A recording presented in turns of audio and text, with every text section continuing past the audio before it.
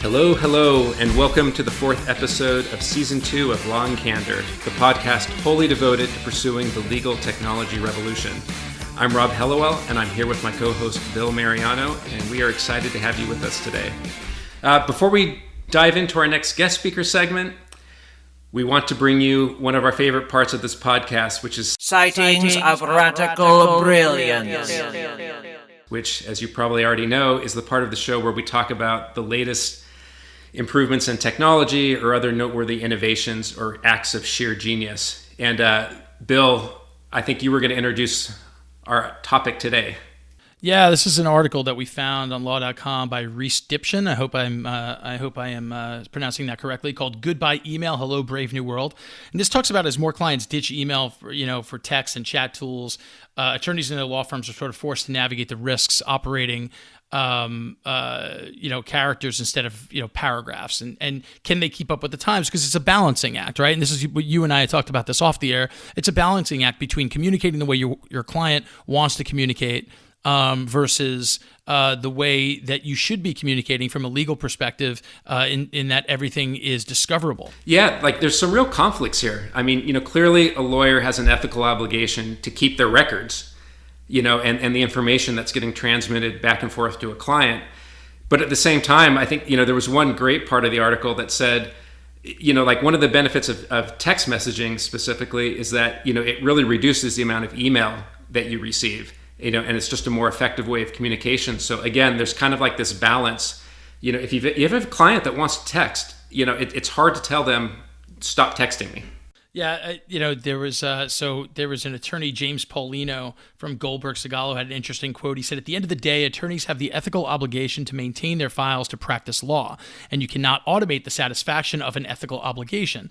I guess you can try to, but it seems from an attorney's perspective counterintuitive to me." I mean, ultimately what this comes down to is if you start getting text messages from your client, how do you tell them, like, listen, I mean, I guess you have to, right? We need to and this is also referenced in the article, we need to stick to emails, in person, or telephone.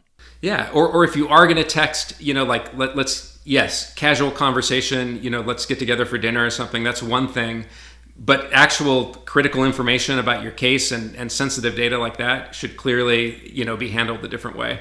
Yeah, and I think, we see this a lot, right? I mean, how many times have you and I been on a spec call with a client where we're talking about different sources of data, and we go through, some of the, email, obviously, the SharePoint databases, and some of the other, some of the more the new collaborative platforms that are out there, like the Slacks and things like that. And then they always say yes, and they point to this, and let's talk to IT about that, and yes, we have data here. And then you go, what about text messaging? And there's always this awkward silence. and we know exactly the calculation that's going on. It's like, wow, I've got a lot of other stuff on this phone. And so, yeah, usually people will say, no, I don't have anything on my phone, or, well, if I do, it wasn't really business related, but, I think the truth is usually, there's a lot more stuff there than people either remember or want to admit. Yeah, you could always see that the silence is a regular silence, and then it's the complete blackout silence of a mute button being hit, and then it's a mute button being released, and then it's, we don't do business over text. Yeah. And then everybody sort of moves on. But you understand why, right? I mean, it is the policy of most companies to not do business over text. But you have to try to enforce that as much as possible, because ultimately, if you do, it's discoverable. We've talked about this before. Like, this is a tough balance. Like, you want to have policies and you have an obligation to protect data. But you know what? People are going to talk the way they want to talk. And if it's easier to do it through text messaging or through another collaboration platform, I think the sad truth is, like, that's what people are going to do. Yeah, that's exactly right. And we actually touch on this a little bit this season on Law Candor, and we'll get into this a little bit more. But it was a really good article. I thought they did a nice job of outlining the balancing act that attorneys have to walk. And check it out when you get a chance. But for now, let's get into the topic of the day and introduce our speaker. The title of today's episode is Cybersecurity in eDiscovery, Protecting Your Data from Preservation Through Production. So, look, basically what this topic is about, we all know data security is highly important. It's especially so in the context of litigation. So today we're going to discuss the diverse challenges that arise around data security at each phase of the EDRM. And we're going to get into some tangible solutions for overcoming a lot of those challenges. And to help us sort through this interesting, important, and timely topic, we have a very, very special guest, David Kessler. David is a partner at Norton Rose Fulbright and serves as the head of data and information risk for the United States at Norton Rose Fulbright, as well as being the head of or co-head of the firm's eDiscovery and information governance practice. David, thank you again so much for joining us today. I know this topic is something that you are very interested in, that you've published on, and that you speak about frequently. Thanks so much for joining. Thank you so much. It's my pleasure to be here.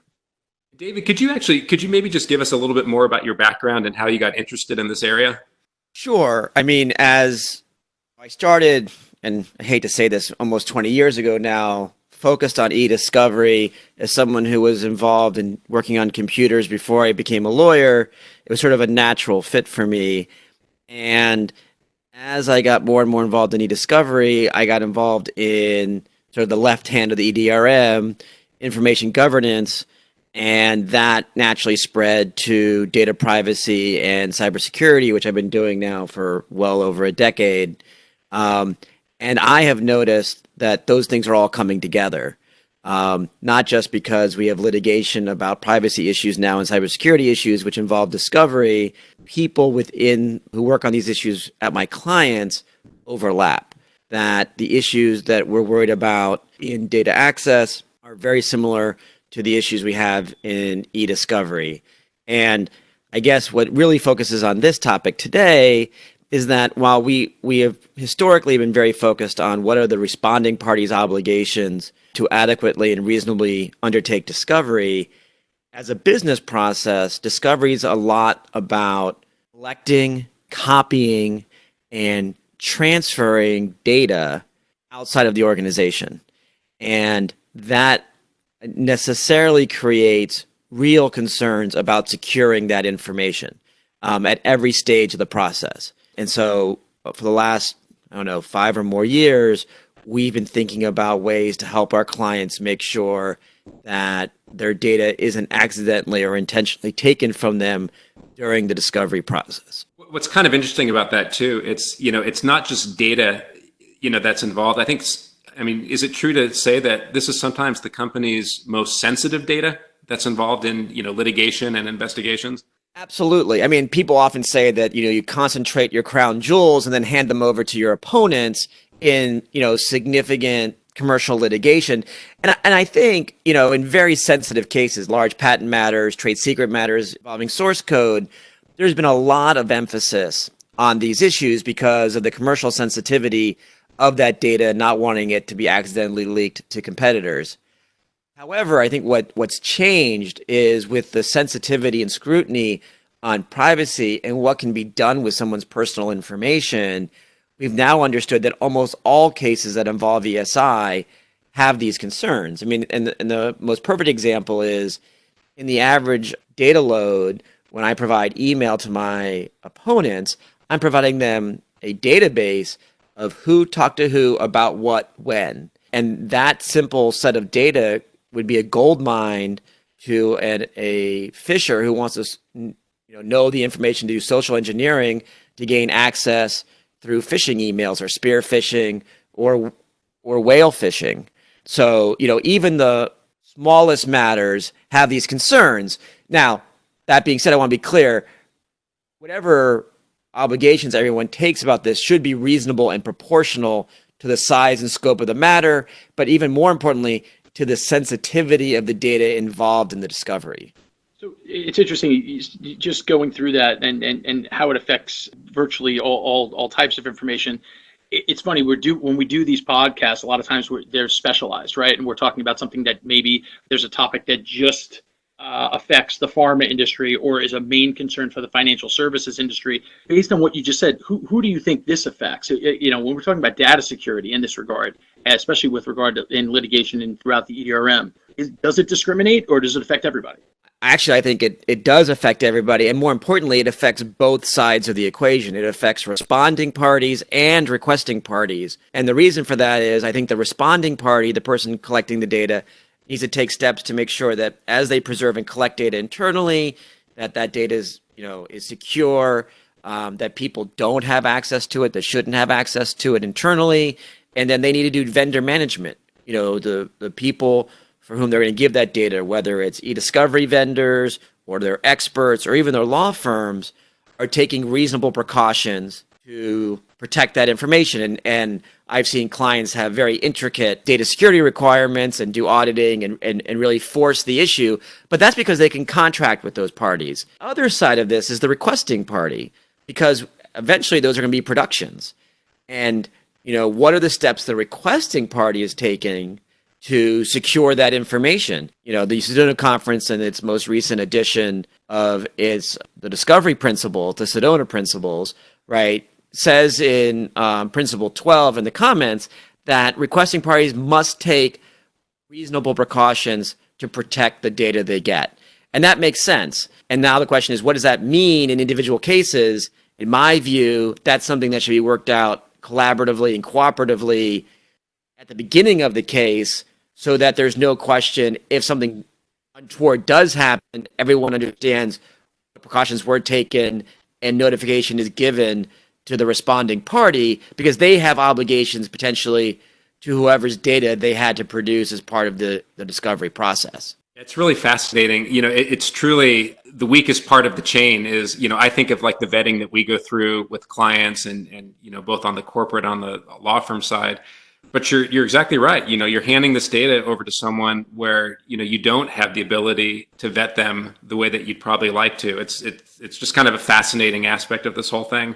Just a comment on that really quickly. I think the reason for that is historically protective orders have focused on making sure someone didn't improperly use the data, right? They're supposed to use the data for prosecuting their case or defending their case, and that's the only reason they're getting the data in the first place. So they shouldn't use it for business reasons or for competitive reasons.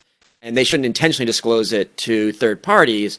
Rarely has the protective orders, put in obligations, and I think they are absolutely warranted now to take reasonable steps to protect the data from third-party hackers, unauthorized access, have things like encryption, passwords, access controls, those types of requirements. In the olden days, when everything was paper and there was a small volume, you took the file you got from your opponent, put it into your file cabinet, locked your file cabinet, and then when you left for the day, you locked your office, and it wasn't that problematic or difficult.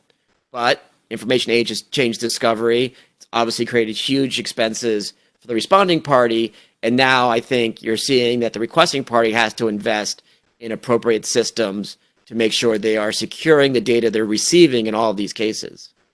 Yeah, I think that's exactly right. And I'm curious, David, like if you kind of look at how this plays along the whole EDRM, where do you see the greatest vulnerability? Where are the biggest problems right now? Well, I think what you've seen is that the clients who now the law office, the in-house counsel and what they're doing is under the scrutiny of data security and data privacy. And what you've seen is it started on the left side of the model and it's spreading to the right. So, first those offices made sure that when they collected data and stored it internally, that those systems met their data security requirements. And then they realized, oh, wait, we're giving all this data to these third parties. It may be collected by one vendor. It may be hosted and reviewed at a second vendor. You have, managed review people who are looking at that data. You have law firms, maybe multiple law firms looking at that. And so there's now been, vendor management on those pieces that, I think was a weak link. You see all these stories about law firms being attacked by hackers and unauthorized users. I think sophisticated companies have gotten a lot better at that. I think many companies are still working on that issue, so it is a point of vulnerability. And then now the last sort of step is, okay, I've sort of buttoned it up to the point where I have direct control. How are we going to manage the handoff? How do we make sure that the requesting party and all of its vendors and third parties like its experts are taking appropriate steps to secure the data? So I think the last part is fairly vulnerable now, and many companies are still working to improve their vendor management and to do the appropriate, audits and contract review to make sure that their law firms and eDiscovery vendors are up to speed. One thing we don't like to do here is scare the heck out of everybody who's listening, the 3 or 4 people, including my mother and grandmother, that are listening to the podcast, and scare them to the point where they're like, oh man, I didn't even think of this, and now I have this big problem. It's going to keep me up at night. So, what we do like to do when we have an expert such as yourself on the program is to talk about solutions. So we talked about how important this is. We talked about how vulnerable some of the different phases of the EDRM are. What are some of the solutions that you've thought about, even used in your own practice to cure some of these vulnerabilities? First, as a company who's hiring eDiscovery vendors and law firms to do discovery, I'd be working with my data security IT team.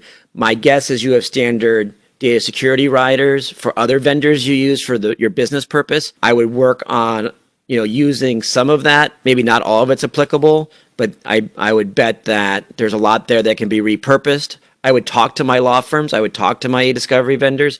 Many of them point it as a point of pride about how good they are at this space. And so they'll be able to work with you to get the appropriate reps and warranties and riders in place. And with respect to, the party you're producing the data to, like I said, I think early in the case, I would talk about this being part of the protective order. Make sure you have a reasonable and proportionate, not everything is Fort Knox, requirements in the protective order. Absolutely have some type of breach notification so that if data is accidentally lost, or if there is, God forbid, an attack and someone does gain access or exfiltration of data, they have to tell you that that's happened. I would also focus on things you can do to, just as part of your production. Producing data in native format is generally not great for data security because you change one little thing, the hash is different and it can go into the wild. It's very hard to track. The idea of using redaction, while redaction is very expensive, it may not be appropriate in all situations. The less copies you have of data and the less places it's in, the less likely it is to be stolen. And so if there's no need to produce, sensitive, irrelevant information, it may make sense to redact it. One thing that I think is generally standard in protective orders is the idea that when the case is over, that the other side will certify that they've deleted the data. It's really important that that gets followed up on. In many cases, I see people like, oh, the case is resolved, we've settled it, time to move on to the next crisis. And the steps of actually saying, okay, tell me you've deleted the data, make sure I pull it back from my law firms, make sure I pull it back from my vendors, because if that data just sits out there and doesn't add any value for the company, it just becomes a risk. And so making sure you reduce the number of copies where appropriate. No, not necessarily everywhere. There might be value in reusing the data for other cases or other reasons. But if there isn't value in a copy existing, I would look hard at not having that copy at all. This has been a fascinating discussion. I think if I were just going to wrap it up, I think most people are aware of the vulnerabilities that exist in data security right now, and that's both, as it travels through the entire EDRM, especially, sort of to the right of the EDRM. I think that was a really interesting point that was brought out, that's where a lot of the vulnerability lies. And I thought, as far as practical advice, which Bill is right, that's exactly kind of what we try to focus on. The use of well-written protective orders to protect data, I think is a great point, and I'm glad that we had a chance to talk about it. And we wanted to thank you for being willing to be on this podcast and for your great insights, and we really appreciate it. Thank you very much. I appreciate the opportunity to be here.